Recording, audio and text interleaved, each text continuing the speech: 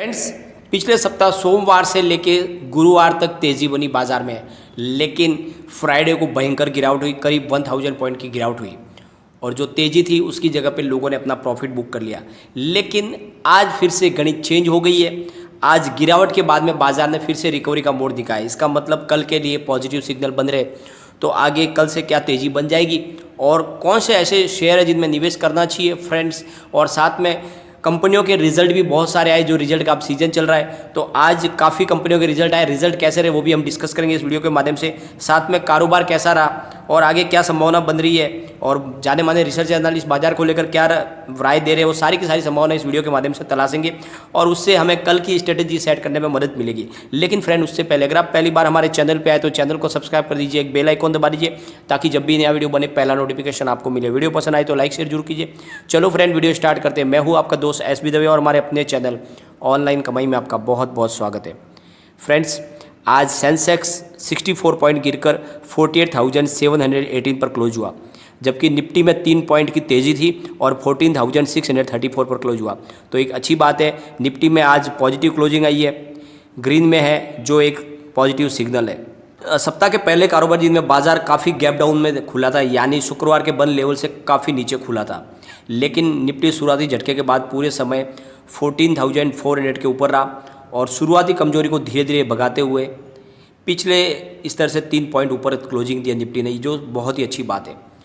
Motilal Oswal financial service के vice president और derivative analyst चंदन तपाड़िया के मुताबिक बाजार में तेजी का रुझान है।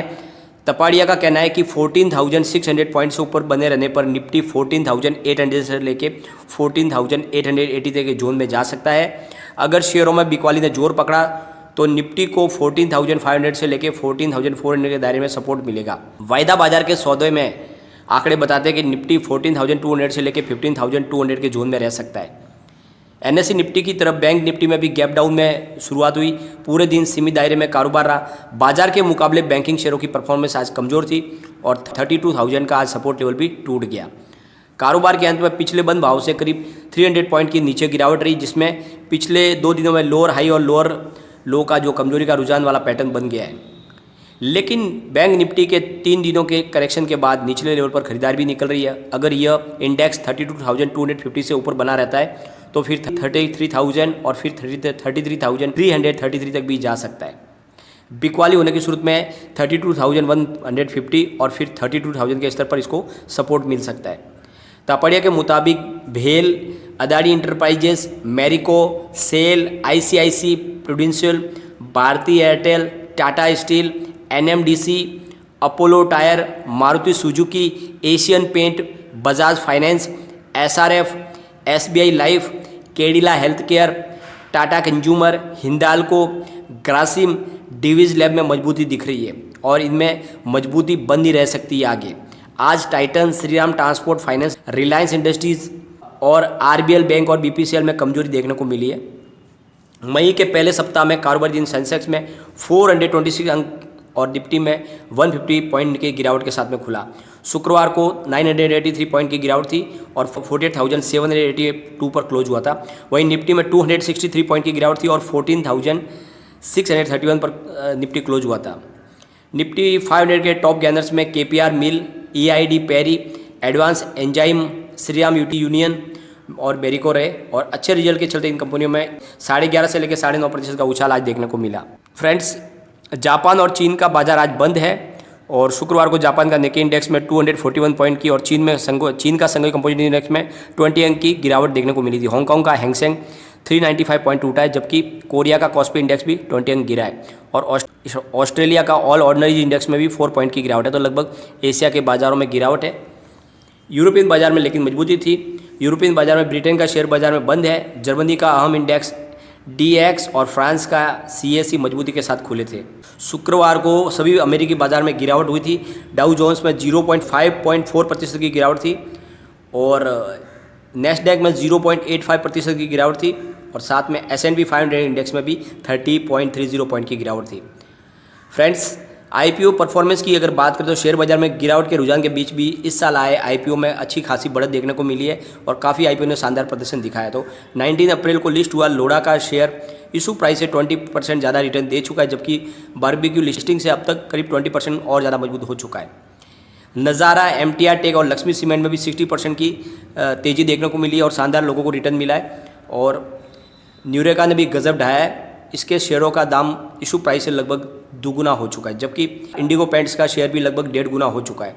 कल्याण ज्वेलर्स के शेयर ने लोगों को निराश किया, इसका जो शेयर है अभी इशू प्राइस से लगभग 30% नीचे चल रहा है, जबकि आईआरएफसी के शेयर में भी 20% की गिरावट देखने को मिली है। आज काफ़ी रिजल्ट भी डिक्लेयर हुए, तो पहला जो है वो है गोदरेज प्रॉपर्टीज़ को मार्च तिमाही में 192 करोड़ रुपीज़ का नेट लॉस हुआ है। पिछले साल क्वार्टर में 14.3 करोड़ रुपीज़ का नेट प्रॉफिट हुआ था, तो इस बार लॉस हुआ है। वरुण ब्रेवरेज ने भी अपना मार्च क्वार्टर का रिजल्ट डिक्लेयर किया, 129 करोड़ रुपीज़ का नेट प्रॉफिट हुआ है और दिसंबर क्वार्टर में कंपनी को 19.7 करोड़ रुपीज़ का नेट लॉस हुआ था। तो इस बार लॉस में से कंपनी प्रॉफिट में आई है। कंपनी ने 2 शेयर पर 1 शेयर बोनस देने का भी ऐलान किया है, तो इस पर ध्यान दिया जा सकता है, आगे इसमें संभावना बन रही है। आईडीबीआई बैंक को मार्च क्वार्टर में 512 रुपीज़ का नेट प्रॉफिट हुआ है और इससे पिछले क्वार्टर में बैंक को 378 करोड़ रुपीज़ का नेट प्रॉफिट हुआ था। तो प्रॉफिट में काफ़ी अच्छा बढ़ोतरी हुई है। नेट इंटरेस्ट इनकम सालाना आधार पर 18 करोड़ यानी करीब 3.25% बढ़ा है। कोटक बैंक को मार्च तिमाही में 1670 करोड़ रुपीज़ का नेट प्रॉफिट हुआ है। उससे पहले पिछले क्वार्टर में कंपनी को नेट प्रॉफिट 1850 करोड़ रुपीज़ का था। इंटरेस्ट इनकम में सालाना आधार पर 5.2% की कमी देखने को मिली है। बैंक ने हर शेयर पर 90 पैसे डिविडेंड देने का ऐलान भी किया है। सुप्रीम इंडस्ट्रीज़ को मार्च तिमाही में 450 करोड़ रुपीज़ का नेट प्रॉफिट हुआ है। कंपनी का नेट प्रॉफिट दिसंबर क्वार्टर में 312 करोड़ रुपीज़ था।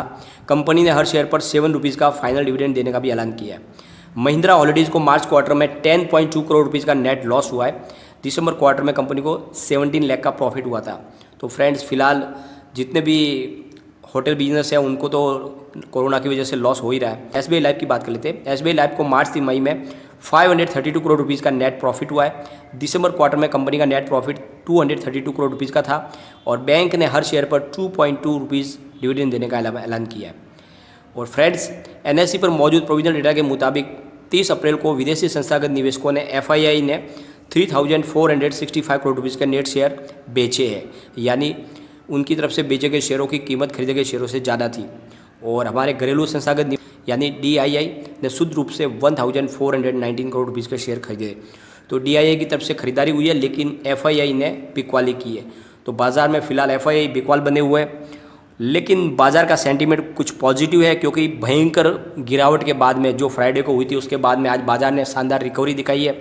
नीचे से काफ़ी गिरावट के बाद में बाज़ार में अच्छी खासी रिकवरी मोड़ आई है और निफ्टी पॉजिटिव क्लोजिंग हुई। इससे लग रहा है कि कल बाज़ार में और तेज़ी बन सकती है। तो ऐसे समय में आपको जिसके रिजल्ट अच्छे लग रहे हैं उनमें निवेश करके अच्छा खासा प्रॉफिट कमा सकते हैं। लेकिन फ्रेंड, कोई भी इन्वेस्टमेंट करने से पहले अपने फाइनेंशियल एडवाइजर से एक बार एडवाइज ले ले या अपना खुद का रिसर्च करें, क्योंकि मैंने वीडियो आपके एजुकेशनल पर्पज़ के लिए ही बनाया।